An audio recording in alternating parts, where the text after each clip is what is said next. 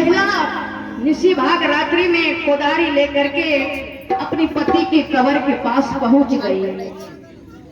पति के कब्र पास पहुंच करके और पति से कहती हैं, हे पति भगवान, आप इस संसार में जिंदा रहते तो बहुत कुछ न कुछ जुक्ति जरूर लगाते, कोई उपाय जरूर सोचते। देखिए अपने पुत्र की ममतावश आपका कब्र आज खोदना पड़ता है। अगर कब्र खोदूंगी नहीं तो धन कहाँ से मिलेगा? अपने पुत्र की ममतावश आज आपका कब्र खोदना पड़ता है। महिला पति की कब्र खोदने लगी। खोदते खोदते तो पति का काया माटी में मिल के राख हो गया। सोने का सिक्का उसी कब्र में धरा की धरा मिल गया। उसी कब्र में सोने का सिक्का निकाल करके अपनी आंचल में खूंट बांध लेती है। आंचल के खूंट में गेठरी बांध लेती हैं सिक्का निकाल करके। अब फिर से पति का कब्र को फिर से ढक देती है। अब उस रुपया लेकर के अपने घर को वापस आ जाती हैं। सोने का सिक्का को अपने अलमारी में रख देती है। अपनी अलमारी में रख देती हैं और सो जाती है। धीरे धीरे रात बीता और सुबह हुआ। फिर सिकंदर बादशाह सेनापति से कहने लगा, सेनापति आज फिर ऊंट को ले जाओ, पूरे राज में घुमाओ। सिकंदर बादशाह से सेनापति कहने लगा, महाराज कल ऊंट को लेकर के गया, पूरे राज में घुमाया, टोले टोले में घुमाया। अगर किसी का पास धन रहता तो कल ही ऊंट को खरीद लेता। किसी को पास धन नहीं है, ऊंट को खरीदेगा। सिकंदर बादशाह कहने लगा, सेनापति मैं कहा ने आज फिर जाओ ऊंट को घुमाने के लिए। सेनापति कहने लगा, जी महाराज मैं जा रहा हूँ। सेनापति ऊंट को लेकर के फिर गया पूरे राज में घुमाने। पूरे राज में घुमाया, टोले टोले में घुमाया। किसी को पास धन नहीं है, ऊंट को खरीदेगा। शाम हो गया, फिर अपने घर को लौट रहा था तो उसी दरबार के सामने आया। उसी दरबार को वही बालक आज फिर खेल रहा है। बालक को नजर ऊंट पर जैसे पड़ता है, दौड़ करके अपने माँ के पास जाता है। माँ से कहने लगा, माँ कल जो खिलौना वाला आया वही खिलौना वाला आज फिर आया है, आज तो खिलौना खरीदना होगा। माँ तो पति को कब्र खोद करके सोने का सिक्का ला करके अपने अलमारी में रखी थी।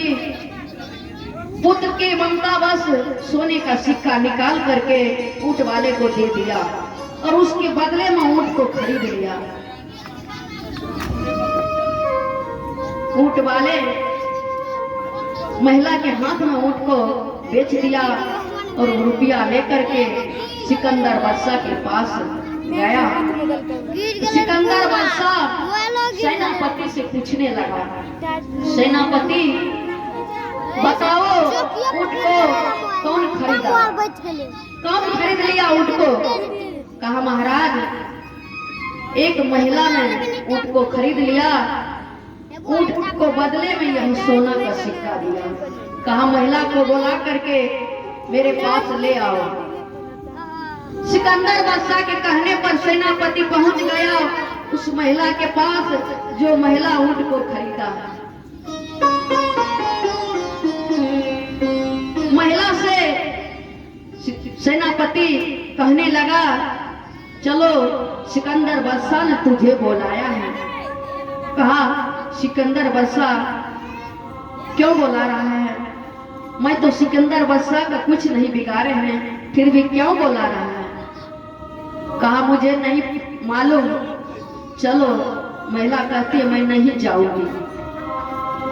जैसे महिला नहीं जाना चाहती थी, सेनापति झपट के महिला का बाल पकड़ लिया, कहा चलो मेरे महाराज ने तुझे बुलाया है, तुम नहीं जाओगी, चलो नहीं तुम जाओगी तो ना जाने मेरे महाराज आएगा तो क्या सब अनाथ कर देगा, क्या सब बिगाड़ देगा, कहने का ठिकाना नहीं है, नहीं तो चलो। बाल पकड़ के सेनापति घिसट करके ले जा रहा था महिला को। महिला रोती भी जा रही है, सिकंदर सेनापति घिसटते भी जा रहा है। घिसट करके ले गया सिकंदर बादशाह के पास। सिकंदर बादशाह से सेनापति कहने लगा, महाराज अही वो औरत है जो औरत ऊंट को खरीदे हैं। उस महिला से सिकंदर बादशाह पूछने लगा, मैं कहा ने कोई भी धन छुपा करके नहीं रखेगा, फिर भी धन छुपा करके तुम क्यों रख लिया? कहा महाराज मैं धन छुपा करके नहीं रखी थी। कहा तुम धन छुपा करके नहीं रखी थी, सोने का सिक्का तुम्हारे पास कहां से आया? कहा महाराज जिस दिन मेरे पति मरे थे, पति का अंतिम यात्रा हुआ, अर्थी निकाली गई, उसी समय में अपने पति के मुख में मैं सोने का सिक्का डाले थे। अपने पुत्र के ममतावश सोने का सिक्का, पति का कबर खोद करके मैं सोने का सिक्का निकाल करके रखी थी, और यह सोने के सिक्का से ऊंट को मैं खरीद लिया, मैं धन छुपा करके नहीं रखी। सिकंदर बादशाह कहने लगा सेनापति से, सेनापति इस महिला को छोड़ दो, जाने दो इस महिला को, जाओ पूरे राज में फिर तलाश करो कोदारी लेकर के, जितने भी कब्र है सबको खोदो, जितने भी कब्र में मुर्दा दफनाया गया है सबको खोदो, जरूर कुछ न कुछ धन मिलेगा। सब मुर्दा के मुख में सोने का गहना जबर रुपया पैसा मृत्यु के समय में सब डालते हैं मुर्दा का मुख में। जाओ सब कब्र को खोदो, धन बर्बाद हो रहा है। कितना मूर्ख लोग है, मुर्दा का मुख में सोने का रुपया पैसा गहना जबर डालते हैं, तो बर्बाद हो रहा है। सबको खोद करके मेरे खजाने में जमा कर दो। सेनापति कोदारी लेकर के गया, पूरे राज में जितने भी मुर्दा कब्र में है सबको खोदा, और खोद करके जितने धन बर्बाद हो रहा है सिकंदर बादशाह को खजाने में जमा कर दिया। धीरे धीरे समय बीता, सिकंदर बादशाह महान विश्व विजेता कहलाने लगा। सिकंदर बादशाह धीरे धीरे कुछ दिन के बाद सिकंदर बादशाह का तबीयत खराब हो गया। सिकंदर बादशाह बीमार पड़ गया, कितनों भी डॉक्टर से इलाज करवाया, सिकंदर बादशाह ठीक नहीं हुआ। सिकंदर बादशाह ठीक नहीं हुआ। अंतिम समय में सिकंदर बादशाह का इलाज करने के लिए एक लुकमान नाम का वैद्य आया। लुकमान वैद्य आया और सिकंदर बादशाह का इलाज शुरू कर दिया।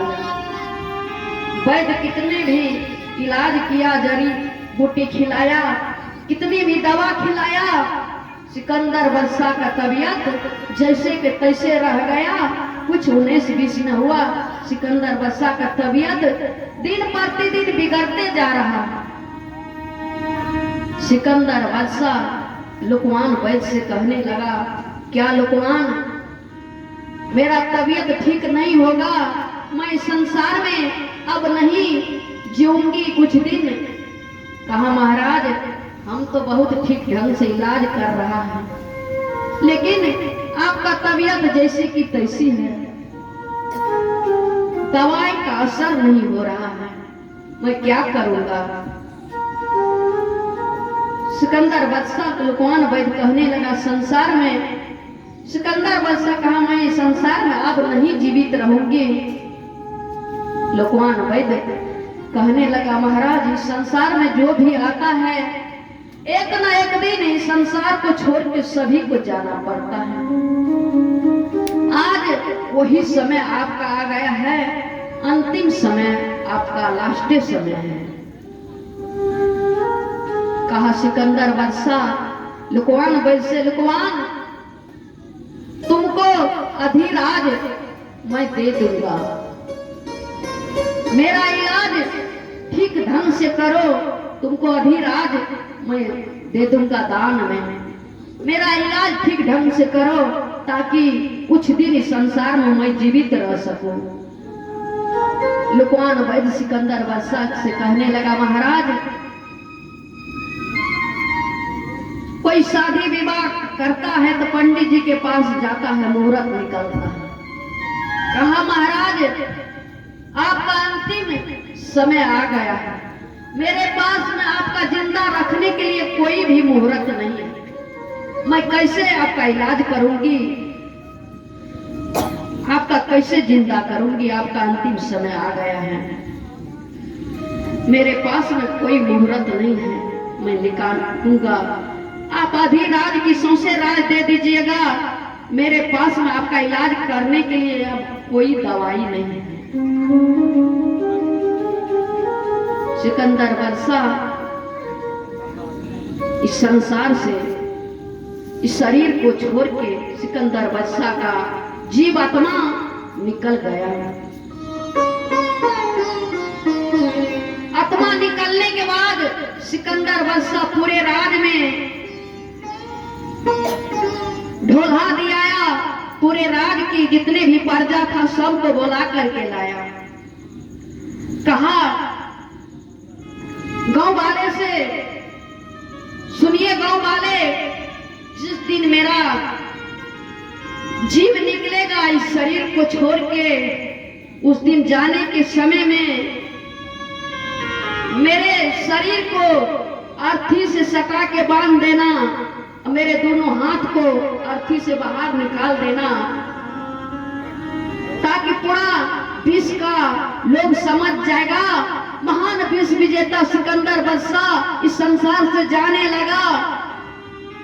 धन दौलत माल खजाना जितने भी जमा किया, जितने भी बटोरा और बटोर करके धन प्रजा को दुख दे करके जितने भी सबका धन छीन करके अपने खजाना में जमा किया, सब धन धारा की धारा वहीं छूट गया।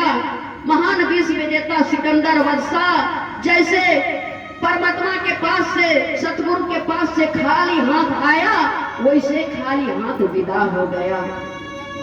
सिकंदर बादशाह इतना कह करके अपना शरीर को छोड़ दिया, शरीर को छोड़ के जीव निकल गया। वही किया गांव का समाज आर्थिक से सटा के सिकंदर बादशाह का शरीर को बांध दिया, दोनों हाथ को फैला करके बाहर निकाल दिया, ताकि पूरा विश्व का लोग बुझ जाएगा और समझ जाएगा महान विश्व विजेता सिकंदर बादशाह इस संसार से जाने लगा, कुछ भी नहीं साथ लेकर के गया, जैसे खाली हाथ आया वैसे खाली विदा हो गया। तो देखिए धर्म कर्म मनुष्य का साथ चलता है और सब कुछ यहीं पर छूट जाता है। जितने परमात्मा का भक्ति भजन कीजिएगा, माता पिता का सेवा कीजिएगा, समाज का भलाई कीजिएगा, उतना भी साथ चलेगा, और इसके अलावा एक कौड़ी भी साथ नहीं जाएगा। इसलिए कहते हैं ओ फूल पर सोने वाले, ओ फूल पर सोने वाले कब्र में सेज नहीं मिलेगी, ओ फूल पर सोने वाले कब्र में सेज नहीं मिलेगी। रुपया कमा करके बैंक बैलेंस कर लीजिए, कफन में कभी जेब नहीं मिलेगी। इसलिए कहते हैं